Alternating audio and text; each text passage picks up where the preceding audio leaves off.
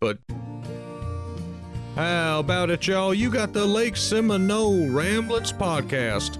I'm your host, Chris Taylor. Thanks for listening. In today's episode, we will be discussing the current fishing report with former Redman pro angler and guide Randy Weaver. Advise you on how to keep your boat as fuel efficient as possible during these crazy fuel times. Go over to Ryan Higgins and we'll ramble about the tournament report and we'll discuss what to expect for the Seminole summer pattern. Remember, this will be your last chance to listen for the secret word that you need to enter the Lake Seminole Outdoors $25 gift card giveaway. So grab you a coffee or Coca-Cola Classic or water, whatever you drink, sit back and enjoy the show.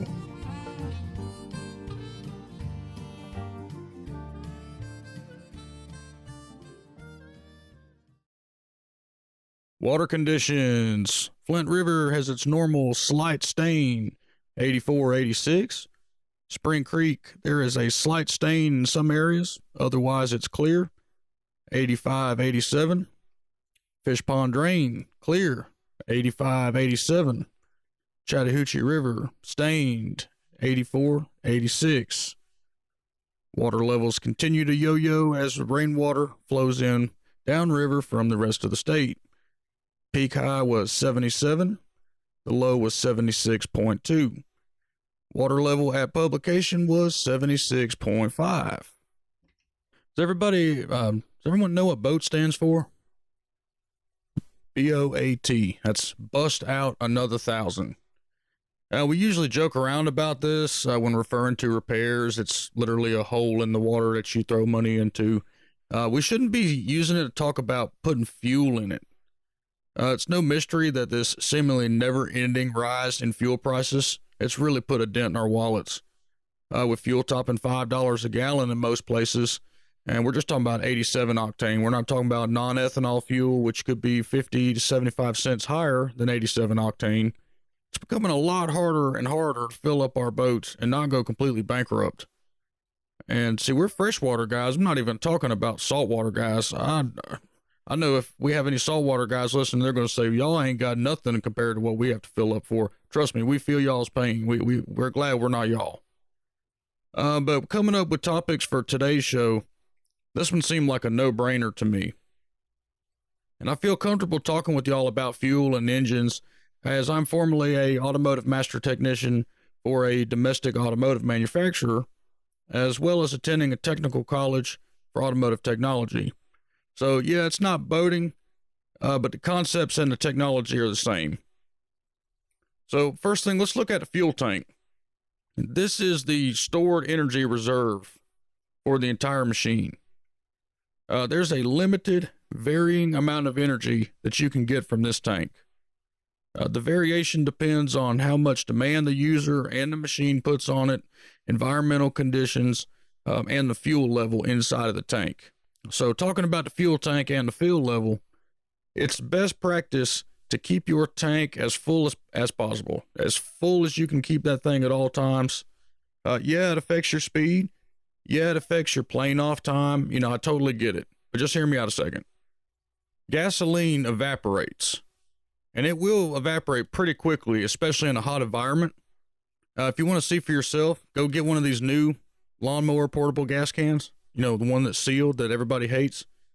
Make sure it has some gas in it. Put it outside in the sun. You'll come back and you'll see that it has expanded and it looks like it may blow up. All of that expansion is because of expanded vapor. That gasoline was in there. It was evaporating. There was nowhere for that vapor to go and it builds up pressure. That expanded vapor is completely useless to us. Now we're talking about a boat scenario. In a car, it's a little different. They have a system where they can burn that vapor. But in a boat, vapor is useless. So that used to be liquid gasoline that we could burn. Now it's vapor. So if you keep your tank below full, you allow that empty space in the tank to become occupied with fuel vapors. So keeping the tank full prevents vaporization. We've all used portable gas tanks. Does anybody remember when they weren't a huge pain? They used to have a little vent and you could just pour and didn't have to hold the mechanism and get gas all over yourself and cuss and all that stuff. Just try to use a gas can. The reason that is in 2012, the EPA brought some new regulations that went into effect, and that restricted the release of gasoline vapors into the atmosphere.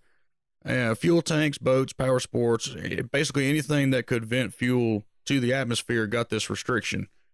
So chances are, if you have a 2015 or newer boat, your fuel system is pressurized and will not vent fuel vapors like the old boats did.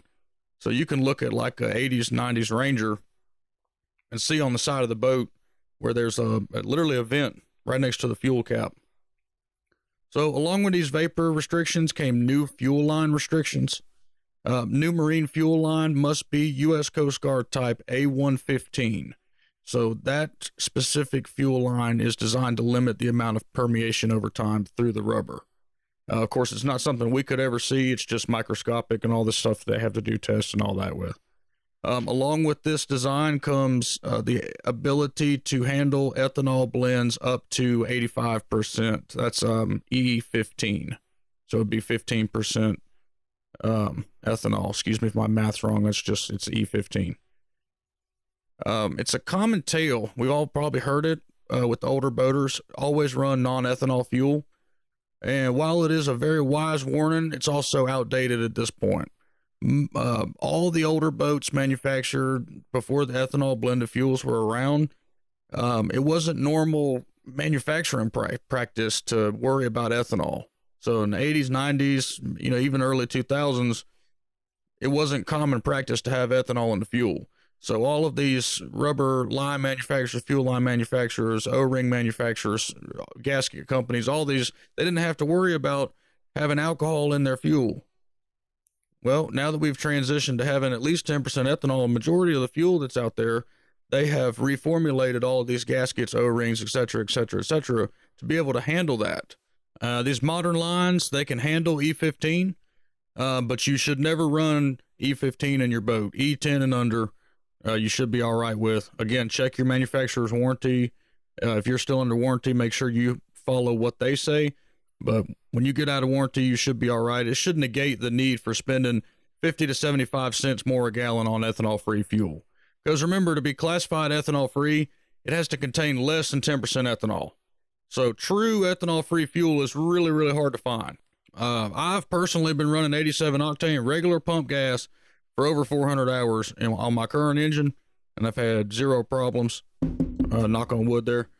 But just as long as you're not running an E15 or running regular pump gas in an older boat, and the problem is the fuel lines collapsed and it shot pieces of rubber through and clogged carburetors and all. But majority of us are running 4 strokes now, fuel injected. Even if it's a 2-stroke, it's majority of them fuel injected, so you should be okay.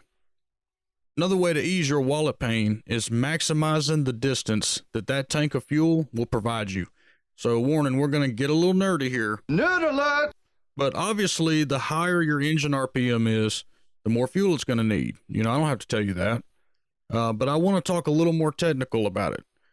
I have a formula here that will estimate your fuel consumption. And all you technical nerds will love this here.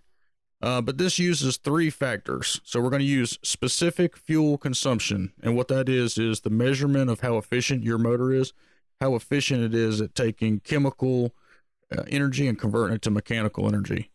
And in this case, that is 0.50 pounds per horsepower. And then we're going to take the fuel specific weight, and that's just a fancy name for how much a gallon of gas weighs, which is 6.1 pounds. And we're going to use these two, and we're going to multiply them by the horsepower, and we're going to get gallons per hour. So the way that the formula works is you take your specific fuel consumption, 0.50, you multiply that by your horsepower of your engine, let's say in this case 250 horsepower, that gives you a specific fuel consumption of 125. And then you simply divide that by how much a gallon of gasoline weighs, 6.1, and that will give you your gallons per hour, which is 20.5. That's gallons per hour at maximum RPM. I think we're saying 6,100 at this point. That is a ton of fuel. All right, now that we know what the gallons per hour is, let's find out what our nautical miles per gallon will be, because that's what I want to know. I can't do anything with gallons per hour. So you take the speed in knots and you divide it by the gallons per hour at that speed, and you get your nautical miles per gallon. So at 75 miles an hour equals 65 knots. So 65 knots divided by 20.5 gallons per hour, that gives you 3.17 miles per gallon. And that's kind of eye-opening right there. So everybody that loves to blast around 75 miles an hour, you're getting about 3 miles to the gallon. It could be worse. It could be around 1.5. There's varying charts, but just a real world scenario, let's say this formula is correct, 3.1. So if we actually reduce our load to 4,500 RPM, let's say approximately 50 miles an hour for this scenario, you will see a drop to around 10 gallons an hour. So if you plug this into the formula, you go 50 miles an hour, which is 43 knots. You divide that by 10 gallons an hour, you get 4.3 nautical miles per gallon. So basically you gain an extra mile and a quarter by reducing your engine speed. This does come at a time cost, of course, as it will take you longer to get to your destination, but your motor will be more efficient and that will be easier on your wallet. You will find better numbers for your specific boat and motor online, but this just kind of gives you a rough estimate of what to expect in the real world. Getting on plane, talking about this just real quick, that consumes a lot of fuel. So keep that in mind when you're moving all over the place. You are better off just getting on plane as quickly as possible, trimming that motor down, just get up on pad, full throttle it, and then start easing back. Because if your boat drops off plane or anything like that goes on, you have to sit down and get out of somebody's way, the amount of horsepower and fuel required to get it back on plane increases dramatically. So just always keep that in mind. Get it on plane and stay on plane as best as you can. Efficiency is the name of the game. So how efficient can you make your engine make use of that tank of fuel? There are tons of little things that can affect the overall efficiency of your vessel. Weight, drag, trim position, plane time, all of these things can drastically increase or decrease your range and efficiency. A big thing to me is pay attention to your trim. Make sure it is set correctly for the conditions and your vessel, and you don't have too much of your hull in the water. You will be surprised how much more fuel your engine will try to use to push more of your hull through the water than is necessary. Are you not fishing a tournament this week? Then take your extra tournament gear out. Reducing the boat weight, even by 50 pounds, takes a big load off the engine. Also, plan your fishing ahead of time.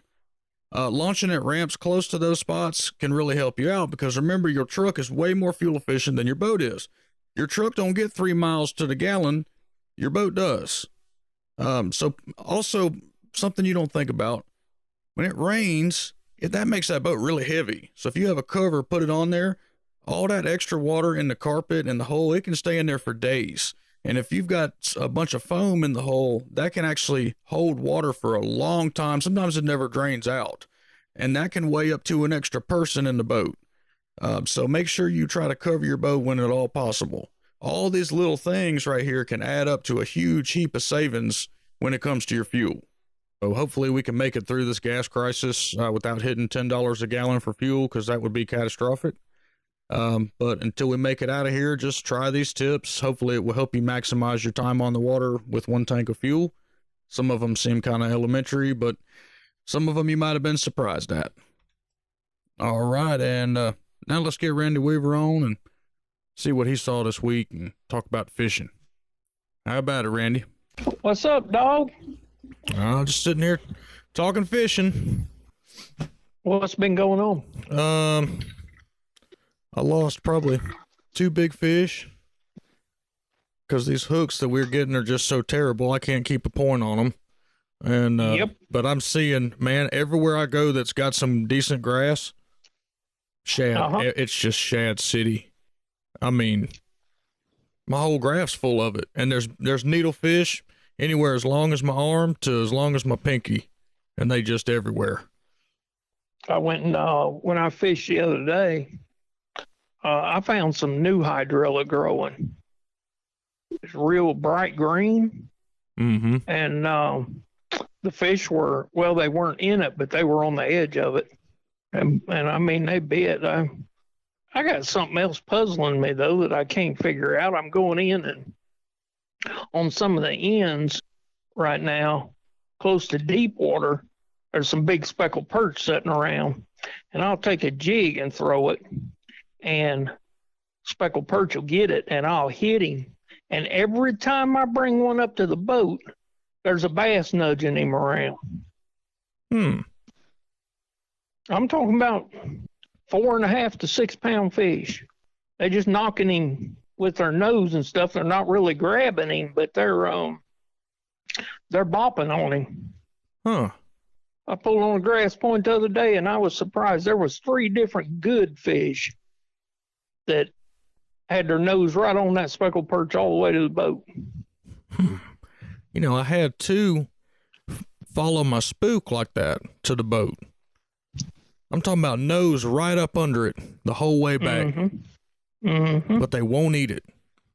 That's weird. So I don't know. He knows there's something wrong with the speckled perch because he's hooked. But at the same time, he's not grabbing him or anything.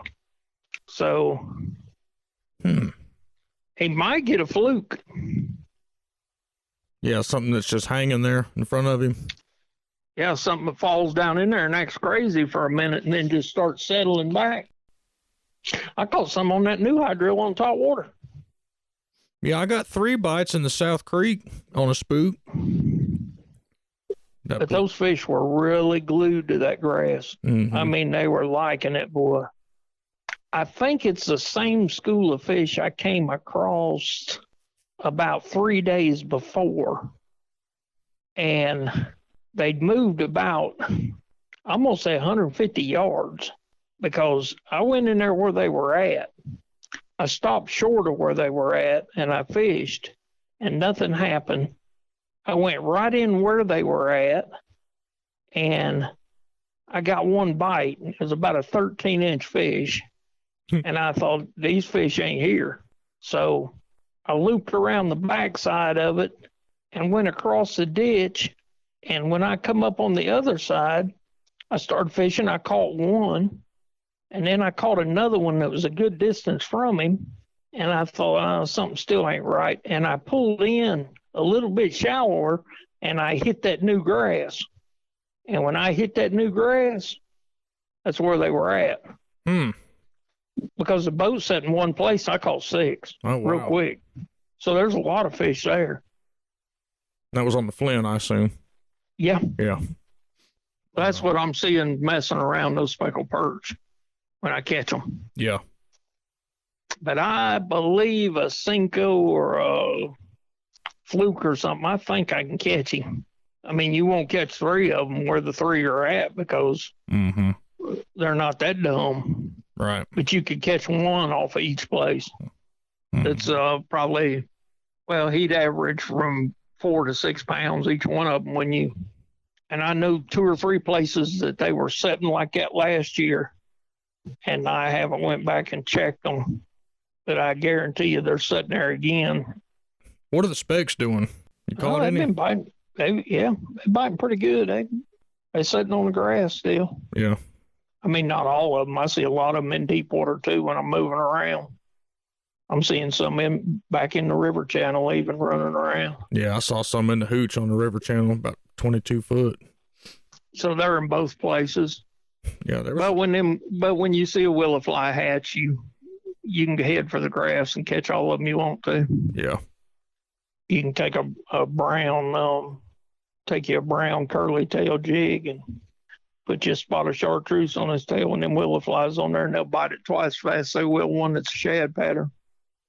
I guess that brown, he thinks it's a swimming willow fly or something. I don't know. And to me, the closer it is to the color of the water, the better it bites it, where it almost blends into where you can't even see it. Right. He'll sure bop that thing. I like it to either be brown with chartreuse on it, or the main thing, what I like better is a brown with an orange. I'll reach with an orange marker and mark the very tip of his tail bright orange. Yeah. And it kind of turns into a brown down in the water too when you look at it. Ah, okay. but he sure likes it. You'd be surprised how many bass this time of year. If you take a green pumpkin, green swimming worm, and put some orange on his tail and swim that thing, you'd be surprised how many fish will hit it. But he'll flat hit it. If we just threw around hard spots more in shallow water this time of year, we'd be surprised how many bass we'd catch because of the brim up in there. Yeah. There's a bunch of shiners hanging around the sand too. I mean, you've been seeing that too, or no? Yeah, I've seen a lot of wild shiners, and that tells me there's some fish bedding of some kind up in the. I've been seeing a lot of white-looking fish. I don't know if they're carp or what they are. Tilapia, maybe. Might be. Yeah. I don't know what they are. Yeah, they're hanging out on the ends of the grass. Yeah. Yeah, I've been seeing them too. I think it's tilapia. Well, down there around Stinking Island, there's a bunch of them. I was down there at Stinking Island and caught 2 big tilapia on spinnerbait. Oh, really? Yeah. Wow. And I had 2 more hit it. I know that's what it was because something hit a spinnerbait like that. You don't stick it. Man, I mean, he jolted that thing. Damn. And but I caught 2, and one of them about 2 foot off the end of my rod, and I'm going to say they were around 5 1/4 pounds. Carried 2 people yesterday, and I said, "Now be ready. We're going to catch like a 3-pounder. He's going to fight like a 6." The guy was like, "Really?" I said, "Oh yeah." And first fish he hooked, he was like, "Man, you wasn't lying. That thing is mean." Yeah. You know, they looking pretty good to me, the ones I caught the other day. Yeah. I only caught one. I was catching a bunch of probably 2 1/4 to 2 1/2 pound fish when I was catching those. And then I caught one about 5 1/2, and he's right in that grass with them. Mm-hmm. But that fish was in excellent shape. Eyes were clear. Fish looked good. Yeah. Good. I'm wondering if there ain't shrimp in that new grass the way they was acting. I definitely seen a bunch down south end of the creek. There's been a bunch of shrimp down there. Mm-hmm. I'm still catching catfish by the bunches. They're hitting the spinnerbait. They're hitting the jig. But I haven't been throwing a spinnerbait. I guess I need to bust it back out. Yeah, I threw it. What I've been doing is throwing it early, right at the break of daylight. Mm-hmm. And I'll usually get one big fish on it. I say big, she'll be bigger than 4 1/2 pounds. Yeah. But they don't last long. I mean, we're under bright skies. And right. Yeah, so the wind's very little. So they eating that instead of eating the topwater. I don't know. I don't understand the saltwater bite this year. It's kind of thrown me off. Yeah, I mean it's everybody that I've talked. I mean you'll talk to somebody that's caught one here, caught one there, but like I told my people yesterday, it should be 15 fish on a plug this time of year, not 1 or 0. Right. That's what I'm saying. Like me, I stood there in the boat and I was standing there looking across there where that new grass was at, and I thought, wow. I busted them on top water, and then I thought, no, I didn't catch but 4. That ain't near about 15 or 16 of them. Right. But when you ain't been catching them, you're like, glad them son of a guns eat top water just a little bit. I'm hoping it'll change, but I'm not getting my hopes up. Nah, top water won't do too sporty. Right at daylight, right at dark, you can get a bite if you just stay on it, Mm-hmm. But I have quite a few of them look at it. He'll come up and I can see where he's made a boil under the water. Not a big boil or anything, but because if you can get them where they'll do a big boil, you know how long to wait before you move that thing again. You can catch that fish. That's right. Yeah, see, my fish that are following it, they're not even boiling on it. They just getting right up on it. And you can see them, the creek's clear. You can watch them pretty much halfway. And they just stay right underneath the whole thing. But if you stop it, they leave. It's wild. Right. I mean, usually you can stop it and, work it a little bit, get him to, nope. If you stop that thing, he turns and just like a submarine goes straight down as fast as he can go. And I've never seen a rhyme nor reason, but to me, when I see that, there's just a lot to eat. I mean, the fish are just, Only reason he's following around is because he's interested. Mm-hmm. It's like the speckled perch. He's not grabbing a hold of speckled perch when I pull him off a point. He's just interested in what's wrong with you, fool. That's all. That's right. Yep. But you take a speckled perch away well over a pound, and there's a good fish under him. You know, that's a good fish to follow him up there like that.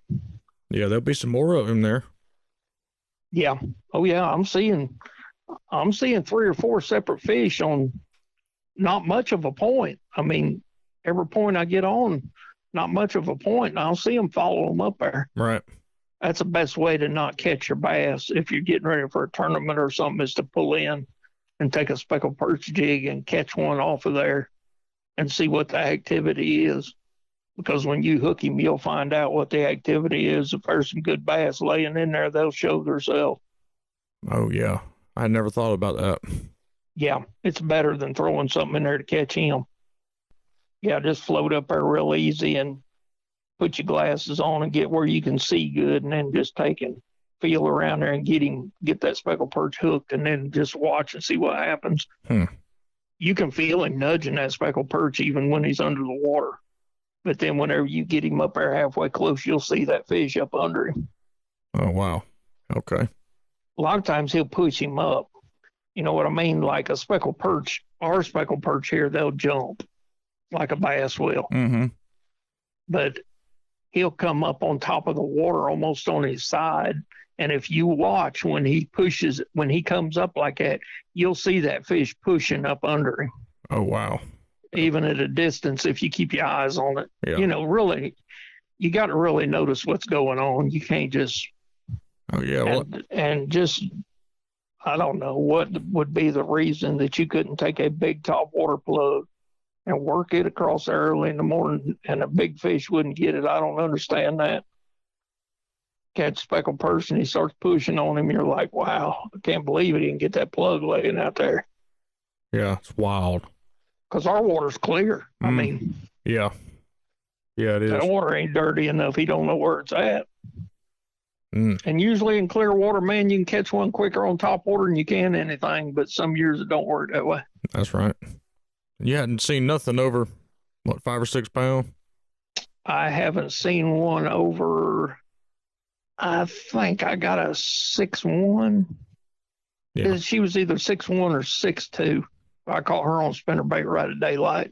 I caught her over in front of Jack's again. There's some good fish laying over in there. Oh, yeah. But, I mean, what you got, 15 minutes? Yeah. That's all you got. I mean, you better pull where you know there's something set and put you a cast across there and be real careful with it. Get her to hit it. But the thing is, I know there's several of them sitting there, but you haven't got that kind of, you know, probably most of those good fish that we're seeing doing what we're seeing, they're probably feeding at night.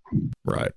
Yeah, I'd imagine so, especially with the water temp like it is. Yeah, their metabolism is, well, it's a little bit far forward now, but they should still be eating a little bit more regular to me.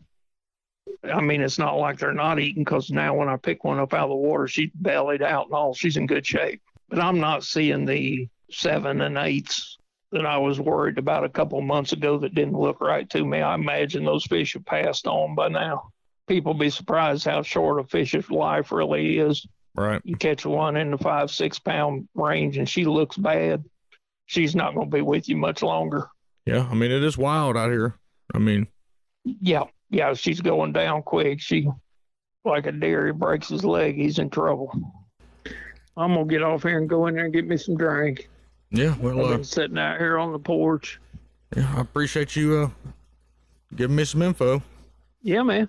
All right, let's go over to Ryan Higgins. Ryan, what's up, buddy?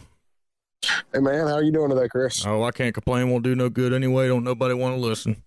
Nope, won't do you no good if you did. That's right. All right, so it's a pretty slow week this week that I know of, and forgive me if I'm wrong. If there was an event that I missed, shoot it to me and we'll absolutely get it in there.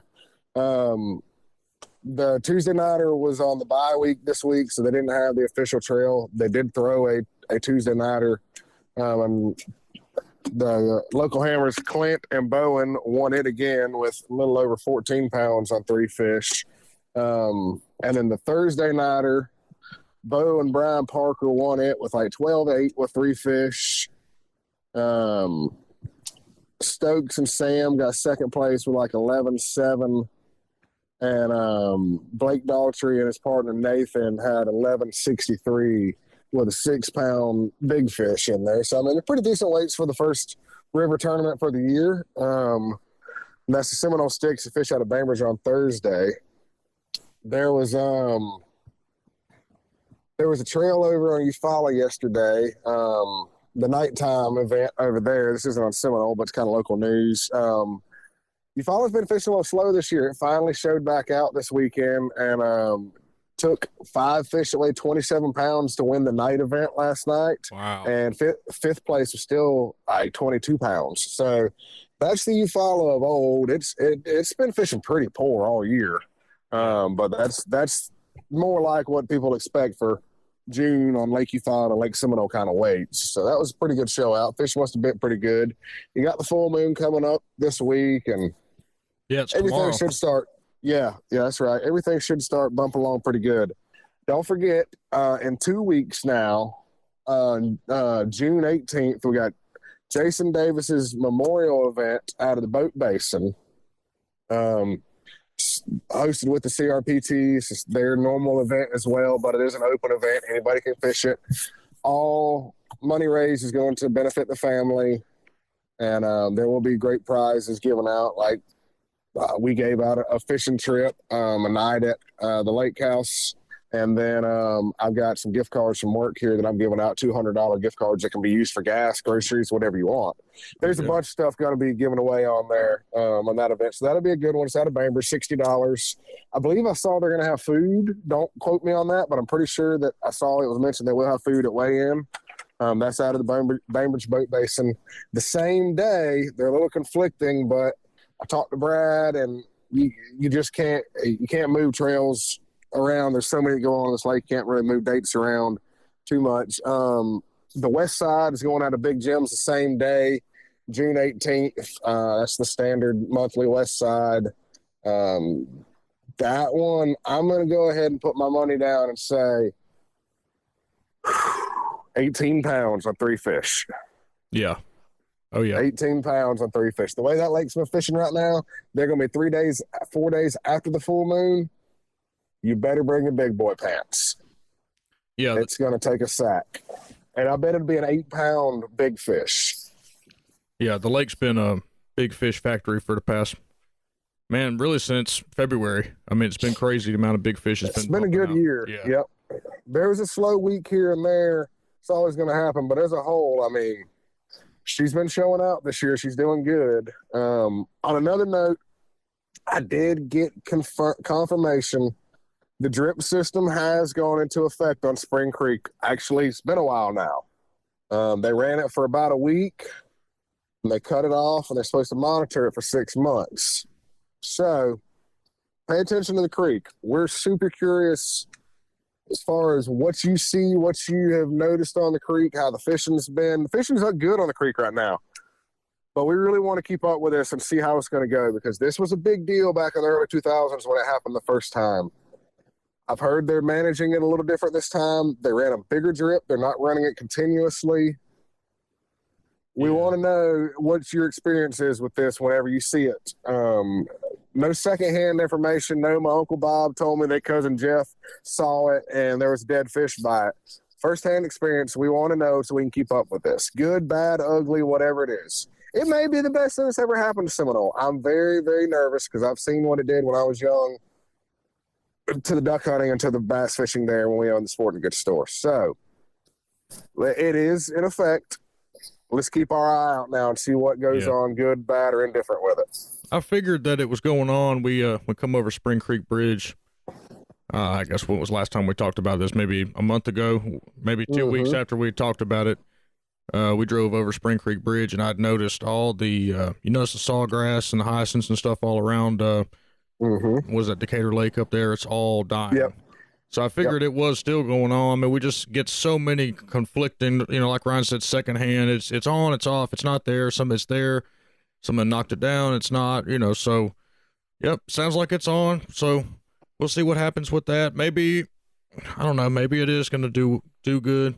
I had another guy tell me that the Corps said it was, the hydrilla in this lake was herbicide resistant, which, who knows what that really means. But the good news is if y'all let us know what you're seeing, we can report it to Miss Amelia. And she actually is the biologist for the area, the Albany area. She handles Seminole, Tired Creek, Eufaula, a couple other places. But she reached out to us and just gave me her contact info just in case we hear of anything or see anything that needs her attention.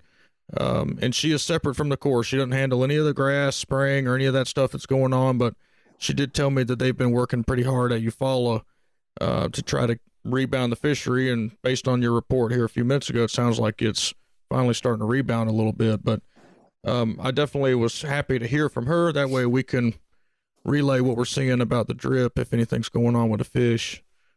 Which brings me, what was it? 2 episodes ago, we were talking about the sores. Mm-hmm. And she said she's had a couple of people report it to her. And so they are actually looking into that. They do think it's some kind of sickness. They just don't know what's causing it. So if we see any more, she requested for us to take a picture of it so they can kind of research it a little bit better. So we appreciate her reaching out. And anyway, what about this summer pattern, Ryan? The lake is a little different than it was last year. We don't have as much grass. We talked about that last week. So you're having to kind of do something a little bit different than your normal Seminole summer. So what's your strategy for this summer? What you've been hearing, or talk to us about what you're going to do? Well, it is officially summer now. The schools have started showing up offshore in full force. You got your brim bed wolf packs that are there. You still got some brim beds going on, especially on this full moon. That's another thing to look at. But one thing is, the Seminole is a lot different this year on the amount of grass in the lake. Is there still a lot of grass in that lake compared to other places? Absolutely. But it is not at the normal full topped out mats of hydrilla. In fact, I have found very few, as of last week, very few topped out mats of true hydrilla. Lots of pepper grass around, a little bit of coontail mixed with some pepper grass and hydrilla, but those big cheese mats just aren't there yet. Yeah, they're few and far between. There's maybe 10 that I know of. I mean, they're not everywhere. Right. Instead of just Sealy's being completely topped out like it should by now with that yellow film over the top of it, where just punching and flipping. And that's still a thing. You're still always going to be able to do that on this lake. But the offshore bite is on full force right now. It is a little different. You're not necessarily fishing the straight up outside grass like always. There's still fish there to be caught for sure.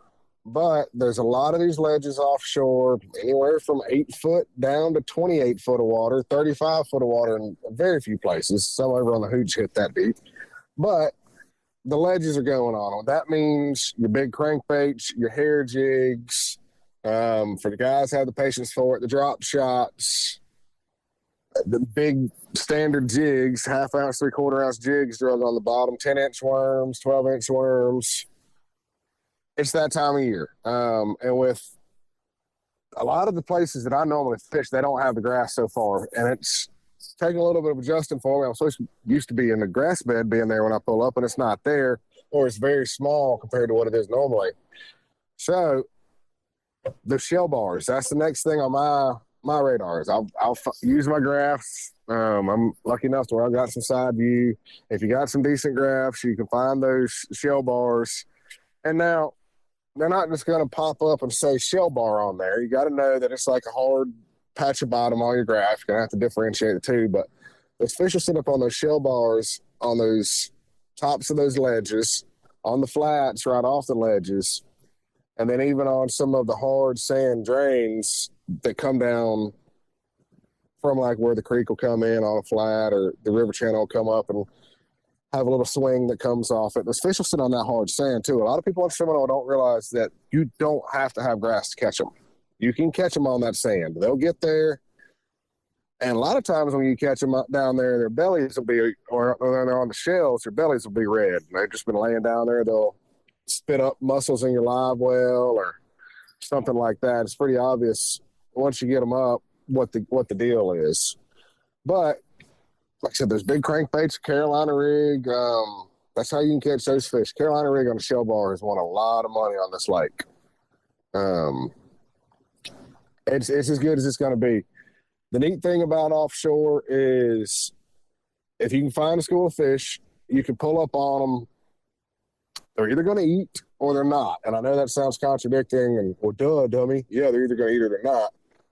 You don't have to sit there and bang on them. If they're not going to do it, they're not going to do it. Roll on to the next ones, come back and check those an hour later, and they might be ready. If you're catching threes on it, you're probably going to catch 2.5 to 4.5s there. There's going to be a size class of fish get on them. If you find a school of bigs, you probably found a school of bigs. If they're all cookie cutter pound and a halfers after you catch 2 or 3 of them, I'm not saying you're not going to have a lone wolf in there, but for the most part, what you find right now is what's there, and you can really pick apart some productive water in a hurry and put together a pattern. The only thing that's a little different with that is just because they're on a ledge on the edge of the river, if you're finding them in 16 foot, doesn't mean they're going to be all the way across the lake at 16 foot. They might be here at 8 foot. They might be there at 11 foot. They might be there at 25 foot. You just got to use your graphs and find them on those ledges. And like I said, just poke into them. Right. Another good sleeper is that hair jig. A lot of people on this lake don't throw it. A hair jig or like swim bait on a lead head. We caught some good fish last week. You caught a real good fish and had another giant on it and a couple 4s, and just throw that thing as far as you can throw it over your spot. Rip it up once it gets on the bottom and then tight line it back down. 95% of the time, and I think you'd agree with this, they're either going to thump it when it's going down or it's just never going to hit the bottom. And when you come tight to it, the fish are swimming off with it. Right. They're gonna eat it when it's falling. Yeah, they're gonna hit it on the fall. Or just as soon if they do eat it on the rip, it's gonna be the second you start to pull that rod up, they'll load up on it. Yeah, and that's because they're sitting there looking at it, wondering why it's not moving anymore. Right. Like I said, that's a neat bite. That's a way to catch some absolute giants if you hit on them right.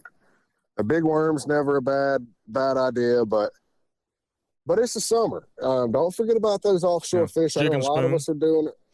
Yeah. Flutter spoon. Yeah, that Nichols flutter spoon, man, don't be telling them that. You know I got one. I keep one of those tied on.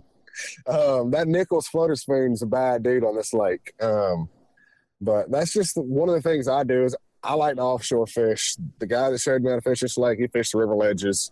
I know Chris is a little different. Chris, why don't you give us your aspect of it and what you're looking for? You like the offshore stuff too, but you're also pretty comfortable up there shallow on those grass lines. Yeah, I like to, I can do a lot of it, but I prefer to be shallow if I can, which I'm kind of clumsy. It ain't a good thing because I can be sometimes too loud in the shallows. But what I'm seeing, like we talked about the grass, you got to find some, and it's got to be good stuff. And by that, it doesn't have a lot of slime in it. And there's got to be a lot of activity. So like, which I'll say it because this is the most popular spot in the lake. This ain't giving anything away. I was at the Indian Mound yesterday, and on top of the mound on the sand, there was probably 40 shiners just in this one area that I was looking at. And there was needlefish there, and then 2 foot off the last bit of grass, it looked like my graph was broken in it. There was so much shad there, it was unbelievable. And it wasn't bass pushing the shad up, it was needlefish. The bass were still hanging up in the grass. And so you got to find the grass, what I'm getting at. It's got to be good stuff. And there's got to be activity. If you find all that going on, work it. And like Ryan said, you let it fall and snap. We're throwing swim baits, worms, or whatever, but you got to pick through that grass. Vary your retrieves up too. If you're not getting bit like that, try a steady retrieve and see what happens. But the amount of shad, I think this is like what Randy was talking about last week. These are hatchlings, and it's mind blowing. I'm going to put a picture up on the report so y'all can check it out on our website of one of the graphs. But that's what I'm looking for. And unfortunately, it's got to have something that's topped out. I don't know if that's something I'm just seeing or I'm just imagining that, but you go to some scattered stuff, they might be there, but you can rely on stuff that's got topped out stuff in it. Spots that have topped it. Excuse me. Spots that have topped out stuff. And it's just, it gives them that shade. Yeah. And it's just weird. You know, some of my areas have none of this. I'm used to at least some good clusters that are topped out. And so you just have to move and adapt and find the stuff that you're used to. It's just not, to be honest with you, it's not producing big fish. I mean, you see what happened at Gambler, which I know they're just off in some deeper water that I hadn't targeted. I mean, there's some good 5 or 6s, but the 10s, you know, they've transitioned offshore, I'm pretty sure. So you're going to have to do what you're talking about. I mean, you saw how, top 6, top 10 or whatever in Gambler, they was all fishing offshore ledges. So. Yeah, for the most part. Yep. I mean, there's always going to be, and I'm a firm believer in this, there's always going to be ledge fish. There's always going to be shallow fish. But absolutely. I think you're going to have to, Seminole. Yeah, but I think you're going to have to do a lot more work to find shallow big fish right now than you are finding deep ledge fish. So it's up to you. But that's not saying they're not there, because they are. I mean, I carried 2 people yesterday. We got on some big fish. We were on some 3.5s. There's plenty of 3.5 wolf packs around. And then maybe a lone 5 or 6 that's mixed in. But if you find grass that's dropping off at 20 foot on a ledge, then you found the trifecta of everything. And that's an even harder unicorn to find right now, is 20-foot point ledge with grass all the way down it. I would say the frog fishing has been poor, a little lackluster this year. It's topwater in general. I'm sure there are people that are like, oh, y'all are terrible, you can't catch them. And that is true. Sometimes we are terrible. Yeah. But I haven't had a fish eat a frog yet this year. I'll take that back. Since like they were spawning in March, I haven't caught a frogfish yet. Yeah, I haven't heard very many frogfish being caught. I know there's some, but that grass not being topped out where I'm used to fishing it. Yeah, I don't know. So the springtime, and that's what Randy said last week, the springtime topwater bite, and even in my experience, it was phenom. I mean, you didn't have a problem catching them. But ever since May, now there's days, don't get me wrong now, because like you said, they're going to say Christmas. There are days where you can catch some on, I had 3 bites on a spook the other day. But, and I was telling my customers yesterday, this should be all we're throwing is a plug. I mean, because you know, from May until August, all I throw is a plug, and I catch them at 1 o'clock in the afternoon in 20 foot of water coming up and eating the thing. So, but they're not eating it. And I've seen a bunch of them. Ryan, I've had, I swear, 15 fish in the last 3 days that have stalked my boat all the way to, or my bait all the way to the boat. And they'll just be right under it looking at it, and there's no amount of anything that I can do. I've changed all different kinds. I've put treble hook feathers on. I've done this, that. They will not touch it. Yeah. And it's just, who knows? I'm not a fish. I don't know. And there could be, I've heard of, when I hear of topwater bites, it's 1 or 2 guys. One guy caught one on a whopper plopper. One guy caught 1 fish on a frog. One guy caught this. We should be catching 15 on a plug. So it's just it's unfortunately, and like I said to my people, I'm hoping that it changes, but right now, unfortunately, reality is the topwater bite is not very good. And I still throw it because I'm supposed to be catching them on it right now. I got hard headed the other night and the Thursday night and threw a buzz bait for probably 2.5 hours of the 3 hours. Ooh. Yeah. And I never got bit on it. And I can always, buzzbait catches some giants, but I can always pick away a Thursday night limit of keepers, if nothing else, on it. I never even had a boil on it. I didn't hardly have a garfish follow it. Yeah. The only thing that I can get them to follow is a walking bait. And the only bites that I had was on one that had a feathered treble. And when they ripped all the feathers off, that was it. Right. And I've pulled all my tricks. If I have one, which this is kind of saying like, oh, I'm good at tying my shoelaces, but if I have one specialty that I'm very good at, gets topwater fishing. You know, I'm very keen. I can see what the bait's doing. I just know how to fish that very good. So whatever. It's your comfort bait. I mean, you started throwing it in February this year when I don't even know where my topwater box was in February. Right. You're catching them on it. I can catch them all year on it. And I know if they show me something, if they look at the bait or they act a certain way towards it, I know, okay, let me change to this color. Let me put this on, or let me put a different prop on, or, whatever it may be. But they will not react. I mean, it's got to be this one type of bait, and, they just randomly you'll catch some, but it should just be breaking your arm off, and it's just not happening. I really hope in the next 2 weeks, maybe next week, maybe in a month, we're going, haha, we were wrong. Topwater bites on. We had a rod broken half, la, la, la. But the best bite that I've had was on sandbars, topped out grass, but they were only 2 or 3 pounders on a frog. And that was just, 3 dinks. So I am seeing a lot of fish stalking crappie schools. Yeah, that's a sleeper that a lot of people know about, but a lot of people don't capitalize on. Mm-hmm. Some of the biggest bass you will hear of caught in this lake or any lake, I don't care where you're at, are by the crappie fishermen. Mm-hmm. There are giants that live in those schools of crappie. You can throw big swim baits around them and catch them. You can rip like a 10XD through there and catch them. You can throw a big topwater plug because this crappie come up early in the day, especially, and they'll eat bait on top. Yeah, DT6 works real well with them. It does, because they're generally suspended in those schools, because crappie aren't really on the bottom like bass are a lot of times. They're suspended up. Yeah, I like to go to, I really don't want to get... Anyway, it's a natural pinch point. I'm not going to give away where it's at, but there'll be bass hanging out behind them, right under them, and you'll throw that DT6, they come up, feed up. So I think it's maybe that speck coming up to feed up fires everything up, possibly. But he comes up and he hits that DT6, and he's 2.5 pound speck. Put him back, throw the next cast, and you catch a 6.5. Yeah. And so I don't know if it fires everything up down there, but actually, Randy showed me that with that DT6 firing a big speck school up. That's a little speckled perch fisherman's secret right there, is throw a DT6. Because we'll catch the ones where like their eyes are as big as like a quarter. Yeah. I mean, just the ridiculous ones. But and I caught one of those last year, of all things, on that Bangalore that I like so much. Oh yeah, like a hammer, like 1 3/4 speck on a topwater plug.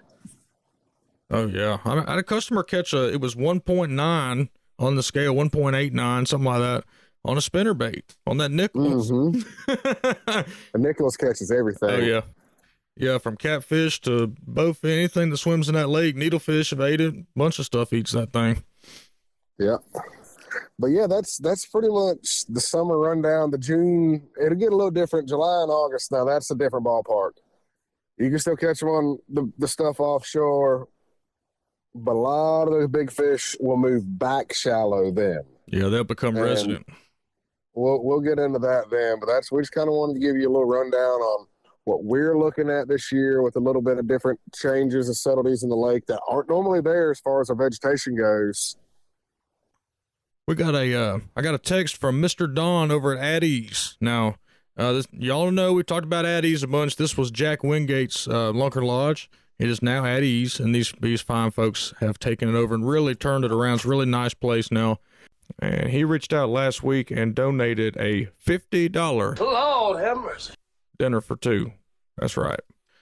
So when we conclude the LSO giveaway for this month, we're going to do the dinner for 2 at Addie's Campground and Marina. So we just want to let everybody know that's something to look forward to. And thank you, Mr. Don. Appreciate you supporting the podcast. We appreciate you, Mr. Don.